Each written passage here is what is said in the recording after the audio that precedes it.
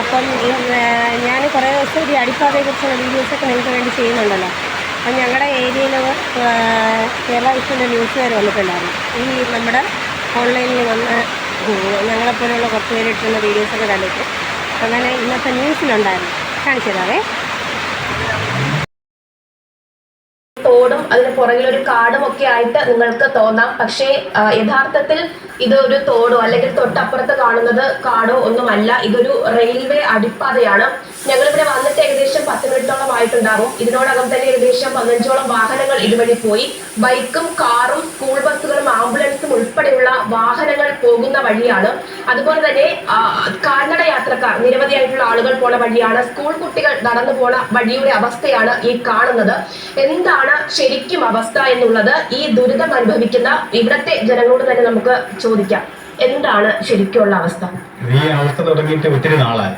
അതായത് ഇത് പഞ്ചായത്തുകാർ ചെയ്യും, റെയിൽവേക്കാർ ചെയ്യുമെന്ന് പറഞ്ഞ് മാറ്റി മാറ്റി വെക്കുന്നത് ഇവരാരും ചെയ്യുന്നില്ല. ഈ മഴ പെയ്യുമ്പോൾ ഈ വെള്ളമെല്ലാം ഇവിടെ കെട്ടുകയും അതുപോലെ രാത്രി സമയങ്ങളിൽ വേസ്റ്റ്, അതായത് അറവ് മാലിന്യങ്ങളാണ് ഇവിടെ കൊണ്ട് രാത്രി കൊണ്ട് ഡിസ്പോസ് ചെയ്ത് പോകുന്നത്. അത് ഇവിടെ ഈ വെള്ളത്തിലൂടെ മിക്സ് ചെയ്ത് ഇവിടെ കാൽനട യാത്രക്കാർക്ക് നടക്കാൻ പോലും ബുദ്ധിമുട്ടാണ്. ആകെ നമുക്ക് മുട്ടമൂട് റോഡുമായിട്ട് കണക്ട് ചെയ്യുന്ന ഒരു വഴി ഇതാണ്. പിന്നെ ഉള്ളത് റെയിൽവേ ക്രോസ് ചെയ്യുന്നതാണ്. റെയിൽവേ ക്രോസ് ചെയ്യുന്നത് സ്കൂൾ കുട്ടികൾക്ക് ബുദ്ധിമുട്ടാണ്. കാരണം ഇപ്പോൾ ഇലക്ട്രിക് ട്രെയിനാണ്, സൗണ്ട് പോലുമില്ല. അപ്പോൾ എല്ലാ കുട്ടികളും ഈ വളരെ മോശപ്പെട്ട വെള്ളം ചവിട്ടിയാണ് കുട്ടികൾ പോകുന്നത്. വളരെ ശോചനീയ അവസ്ഥയാണ്. അധികാരികൾ ഇതിന് ഇതുവരെ ഒരു മറുപടിയും തന്നിട്ടില്ല. ആരോടൊക്കെയാണ് നിങ്ങൾ ഇതുവരെ പരാതി പറഞ്ഞിട്ടുള്ളത്? പഞ്ചായത്ത് അങ്ങനെയുള്ള സ്ഥലങ്ങളെല്ലാം നമ്മൾ കൊടുത്തായിരുന്നു. ഇതുവരെയായിട്ട് ആരും അത് നോക്കിയിട്ടില്ല. അന്ന് നോക്കും, അങ്ങ് പോകും. വേറെ സംസാരം വേറെ ഒന്നും നോക്കൂലായിരുന്നു. ഇതാണ് റെയിൽവേക്കാർ പറയുന്ന പഞ്ചായത്തിൻ്റെതാണ്. പക്ഷെ ആരും തിരിഞ്ഞു നോക്കണില്ല. വലിയ കഷ്ടപ്പാടാണ്, വലിയ കഷ്ടപ്പാട്. അതുകൊണ്ട് ഇറങ്ങി ഇപ്പൊ ഇവിടെ നിന്നതാണ്. കൊതുവും ഇതായിട്ട് ചൊറിച്ചിലും പോലും നിവർത്തിയില്ല. എങ്ങനെയെങ്കിലും ഇതൊന്ന് കണ്ണു തുറന്ന് ഇതിനൊരു പരിഹാരം കാണണം. ഞങ്ങളെ കുട്ടികൾ പോണ സ്ഥലമാണ്. നമ്മളിവിടെ സംസാരിച്ചോണ്ട് നിൽക്കുമ്പോൾ തന്നെ ഇരുചക്ര വാഹന യാത്രക്കാരൊക്കെ ഇതുവഴി വരുന്നുണ്ട്. ചേട്ടാ, വലിയ ബുദ്ധിമുട്ടാണല്ലേ?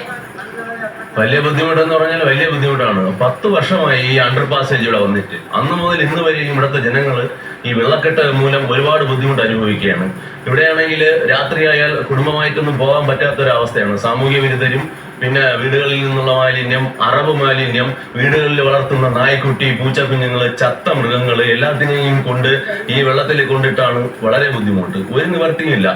ഞങ്ങള് പഞ്ചായത്ത് മെമ്പറെ അറിയിച്ചു. പഞ്ചായത്ത് മെമ്പർ 2-3 തവണ പുള്ളിയുടെ സ്വന്തം കാശ് മുടക്കി ചെയ്തു. എങ്കിലും സേവാഭാരതിയും വന്നിട്ട് 3-4 തവണ നല്ല രീതിയിലൂടെ ക്ലീൻ ചെയ്തിട്ടതാണ്. പക്ഷെ ഇതിന് വേറൊരു ശാശ്വത പരിഹാരം കാണാൻ ഇവിടുത്തെ അധികാരികളെ കൊണ്ട് ഇതേവരെ കഴിഞ്ഞിട്ടില്ല. ഇതാകണ്ടേ, എന്റെ മോളൊക്കെ സ്കൂളിൽ വിട്ട് ഞാൻ ഇല്ലാന്നുണ്ടെങ്കിൽ ഇങ്ങനെ നടന്നാ വരുന്നത്. എന്താ പറയാനുണ്ട്? സ്കൂളിൽ പോകാൻ നല്ല ബുദ്ധിമുട്ടാണ്. ഈ വഴിയൊക്കെ വെള്ളം കെട്ടി കിടക്കുന്നതുകൊണ്ട് നല്ല പാടാണ്. ഇതുവഴി തന്നെയല്ലേ സ്കൂളിൽ പോകാൻ?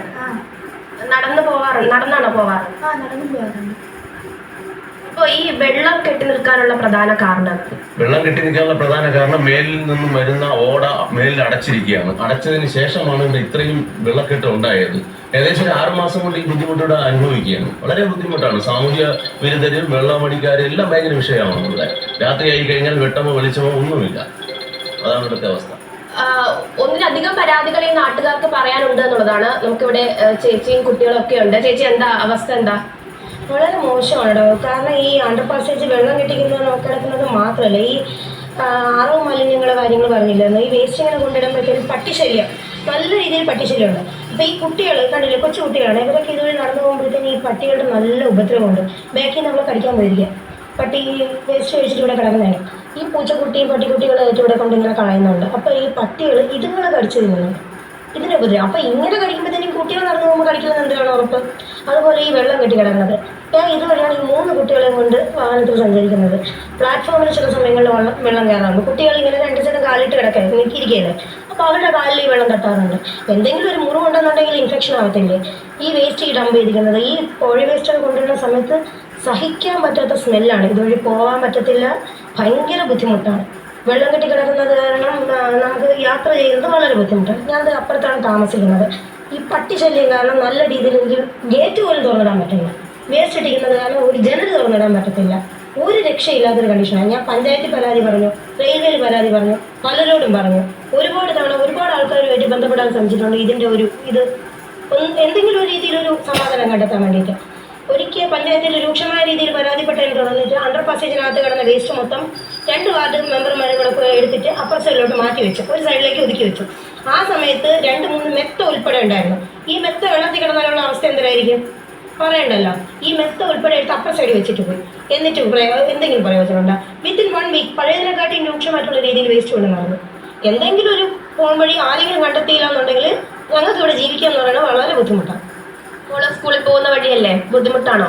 അതെ, നല്ല ബുദ്ധിമുട്ടാണ്. ഈ വഴി ഏറ്റവും വലിയ പ്രശ്നം എന്ന് പറഞ്ഞാൽ സ്കൂൾ കുട്ടികൾക്കാണ്. ഈ സ്കൂൾ കുട്ടികൾക്ക് ഈ വഴി പോകാൻ പോലും പറ്റത്തില്ല.